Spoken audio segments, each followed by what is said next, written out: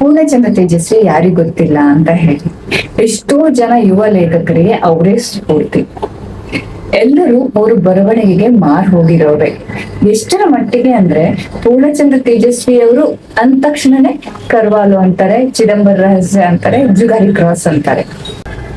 ಇಷ್ಟು ಫೇಮಸ್ ಇರೋ ಲೇಖಕರ ಒಂದು ಪುಸ್ತಕದ ಬಗ್ಗೆ ತುಂಬಾ ಪೋಸ್ಟ್ಗಳು ಎಲ್ಲೂ ಕಾಣಲ್ಲ ಅಂದ್ರೆ ನೀವು ನಂಬ್ತೀರಾ? ಆ ಪುಸ್ತಕ ಯಾವ್ದು ಗೊತ್ತಾ? ಅಲೆಮಾರಿ ಅಂಡಮಾನ್ ಮತ್ತು ಮಹಾನದಿ ನೈಲ್. ನಮಸ್ಕಾರ. ಇವತ್ತಿನ ಮರೆತು ಹೋದ ಮಾಣಿಕ್ಯ ಸರಣಿಯಲ್ಲಿ ನಾನಿವತ್ತು ಪರಿಚಯಿಸ್ತಿರುವಂತಹ ಬುಕ್ಕು ಅಲೆಮಾರಿ ಅಂಡಮಾನ್ ಮತ್ತು ಮಹಾನದಿ ನೈಲ್. ದಿನ ಇನ್ಸ್ಟಾಗ್ರಾಮ್ ಅಲ್ಲಿ ಅಥವಾ ಸೋಷಿಯಲ್ ಮೀಡಿಯಾಗಳಲ್ಲಿ ಎಲ್ಲಾ ಕಡೆನೂ ಒಂದಾದ್ರೂ ಕರ್ವಾಲು, ಜುಗಾರಿ ಕ್ರಾಸ್ ಗಳ ಬಗ್ಗೆ ನಾನು ಪೋಸ್ಟರ್ ನ ನೋಡ್ತೀನಿ.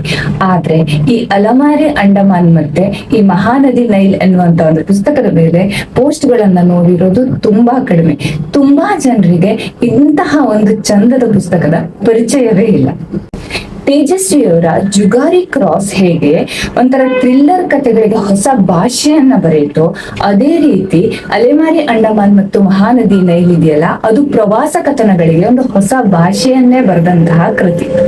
ನೀವೇನಾದ್ರೂ ಒಂದು ಸಲ ಅಲೆಮಾರಿಯನ್ನ ಕೈ ಎತ್ಕೊಂಡ್ರಿ ಅಂದ್ರೆ ಅದು ಮುಗಿಯೋ ತನಕ ನಕ್ಕು ಇಡ್ತೀರಾ.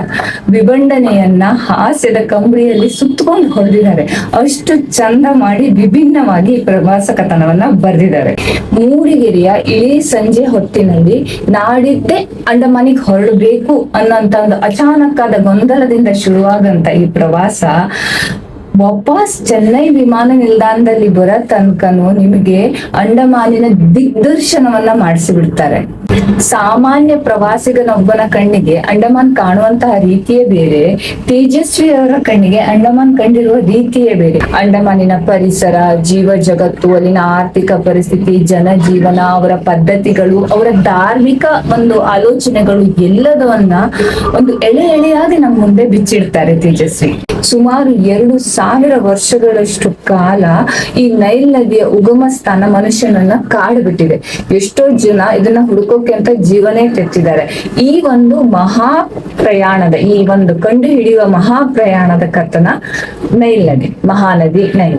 ಅಂಡಮಾನ್ ನ ಓದ್ದವರಿಗೆ ನೈಲ್ ನದಿ ಸ್ವಲ್ಪ ಬೋರ್ ಆಗತ್ತೆ, ಯಾಕಂದ್ರೆ ಭೌಗೋಳಿಕ ವಿವರಣೆ ಸ್ವಲ್ಪ ಜಾಸ್ತಿ ಇದೆ, ಹೆಸರುಗಳು ನಮಗೆ ಫೆಮಿಲಿಯರ್ ಅಲ್ಲ, ಸೊ ಸ್ವಲ್ಪ ಬೋರ್ ಆಗತ್ತೆ.